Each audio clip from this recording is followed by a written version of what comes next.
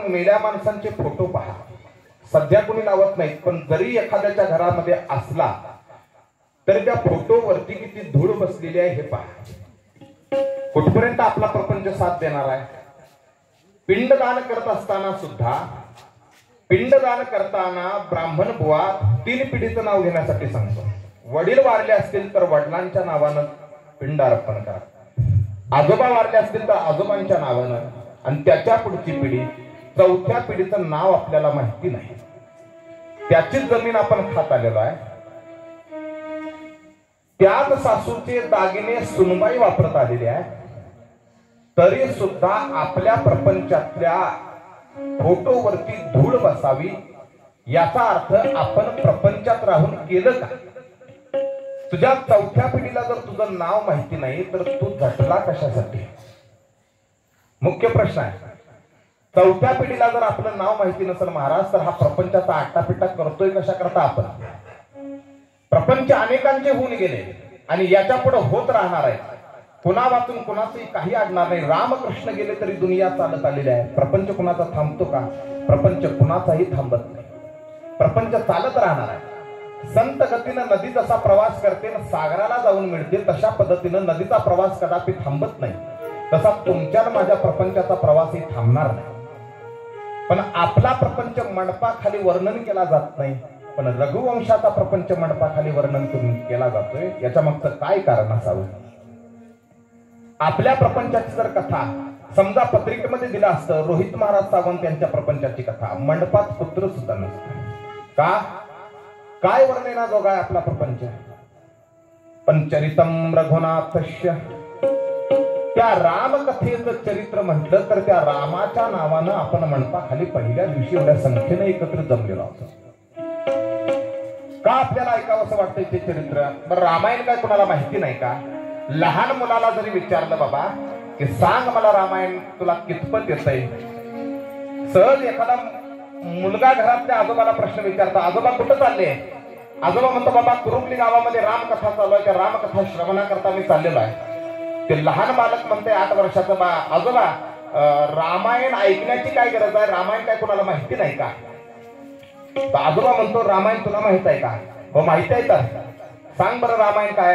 रामायण 2 मिनिटात सांगतो म्हटलं. रामायण म्हणजे काय? तर म्हणजे श्रावण बाळाच्या शापानं दशरथ राजाला शाप मिळाला, 4 पुत्रांचा जन्म झाला. तेच राम लक्ष्मण भरत शत्रुघ्न यांचा विवाह झाला.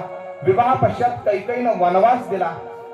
वनवासामध्ये हनुमंताची भेट होते, सीता हरण होतं, जटायू मरण होतं, सेतुबंधन होतं, कुंभकर्ण रावणाचा वध होतो, अयोध्येमध्ये पुन्हा आगमन होतं. झाली रामकथा. याच्या पलीकडे काय रामायण आहे? आणि हे रामायण सगळ्यांना माहित आहे. याच्या पलीकडे रामाची कोणती दुसरी कथा नाही. 2 मिनिटात रामायण संपलं जातंय. अधो राम तपोवनाधिगमनम हत्वा मृगं कांचनम वैदेही हरणम जटायु मरणम सुग्रीव संभाषणम वाली निर्दलनम समुद्र तरणम लंकापुरी दाहनम पश्चात रावण कुंभकर्ण हननम एकत्रि रामायणम. झालं रामायण. याच्या पलीकडे काय रामायण आहे? श्री रामचंद्र वनवासाला गेले, तपस्व्याचा वेश धारण करून गेले. तिथं सीतेचं हरण होतं, हनुमंतरायाची भेट होते, लंकादहन होते, सेतुबंधन, रावणवध, राम राज्याभिषेक. याच्या पलीकडचं रामायण दुसरं काय? ऐकण्यासाठी जायची काय गरज आहे आजोबा? हे रामायण तर मला सुद्धा माहिती आहे. इथं मंडपाखाली असा एकही व्यक्ती नसेल लहान मुलासकट की ज्याला रामायण माहित आहे, तरी सुद्धा आपण कथा ऐकण्याकरता आलो. का? आपल्याला फक्त रामकथा माहित आहे, पण रामकथा आचरणात आलेली नाही. माहिती आहे रामकथा आपल्याला, पण रामकथा आपल्याला माहिती असून सुद्धा इतभर भांडासाठी भावाभावांच्या मानेवर काठीचे कुऱ्हाडीचे दांडे पडले जातात. तेव्हा कुठे जाते रामकथा?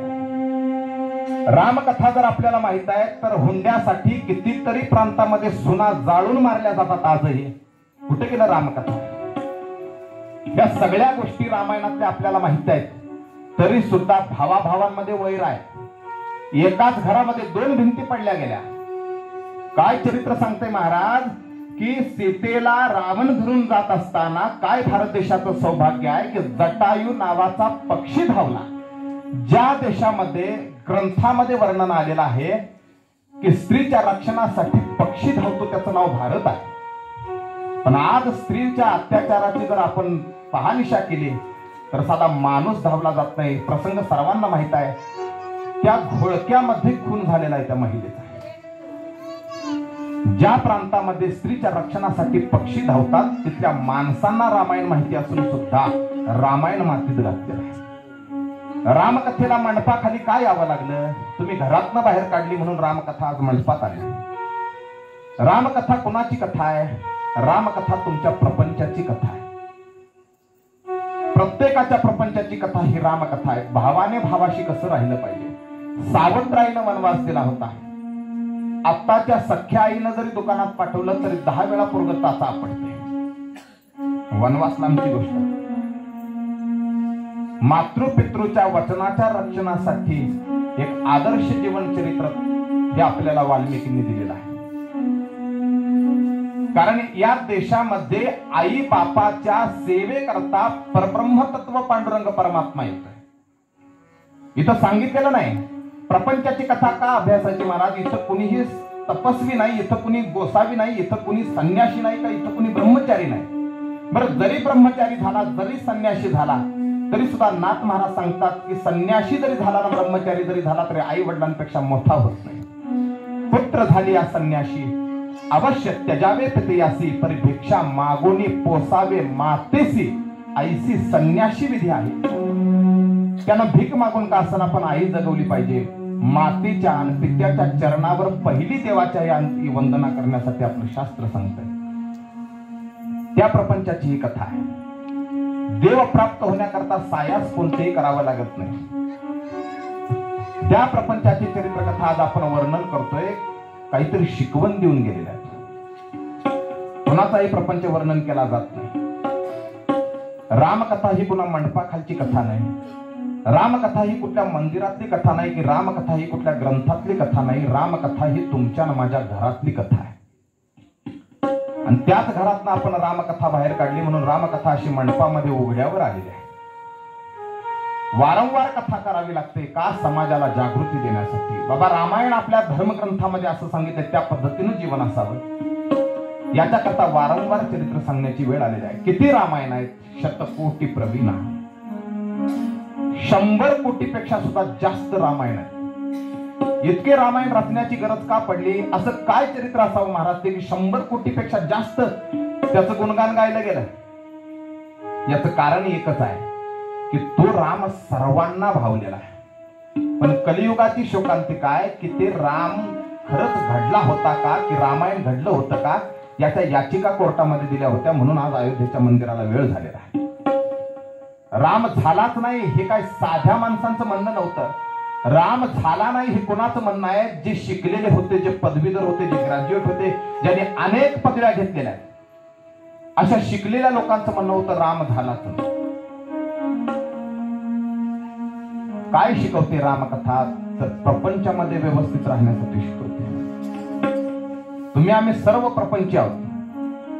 संसार करून परमार्थ करणारे आहोत. तर त्या संसारामध्ये बाबांनो जगलं कसं पाहिजे ही शिकवणारी ही रामकथा आहे. महाराज, त्रेतायुगामध्ये घडलेला प्रपंच आहे हा रामाचा. आणि त्रेतायुगामध्ये घडलेला प्रपंच आज आम्ही ऐकावा असं काय आहे त्याच्यामध्ये? कालचा पेपर आम्ही आज वाचत नाही. कुणी वाचतं का? कालचा रद्दीत पेपर जमा होतो. कालचा पेपर हॉटेलमध्ये कुठल्या तरी भजी खाली किंवा वड्याखाली जातो. ही कालच्या वर्तमानपत्राची शोकांतिका आहे. किती मोठी बातमी असू दे कालच्या पेपरात, कुठं बलात्कार झाले असतील, कुठं दरोडे पडले असतील, कुठं कोण जन्मला असेल, कुठं कोण मेला असेल, कालच्या वर्तमानपत्रामध्ये कितीही जरी मोठी बातमी असली तरी सुद्धा आज ती शिडी होते. कालचा वर्तमानपत्र आज पेपर वाचला जात नाही. ते कुठल्या तरी नाश्त्याखाली, भजी वडापाव खाली कालचा पेपर असतो. पण ही चरित्रकथा त्रेतायुगातली आहे. त्रेतायुगातल्या चरित्रकथेची ही पानं आहेत तरी सुद्धा याचं पूजन केलं जातं, याचं नमन केलं जातं. महाराज, असं चरित्रात काय आहे? जगणं आहे. माणूस म्हणून जगणं.